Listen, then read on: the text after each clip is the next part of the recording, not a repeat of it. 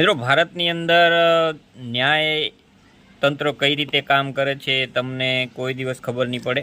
અને જો તમે નબળા છો અથવા તો તમારા જોડે પૈસા નથી અથવા તમે ગરીબ વર્ગમાંથી આવો છો તો તમારે આશા રાખવી પણ ના જોઈએ. હમણાં એક કેસ બન્યો હતો આજથી લગભગ 1.5 વર્ષ પહેલાં, હિટ એન્ડ રનનો વડોદરાની અંદરમાં, જ્યાં નશાની હાલતમાં એક છોકરાએ ઓવર સ્પીડિંગના લીધે એક મહિલાનો જીવ લઈ લીધો હતો અને ઘણા લોકો એમાં ઈજાગ્રસ્ત થયા હતા.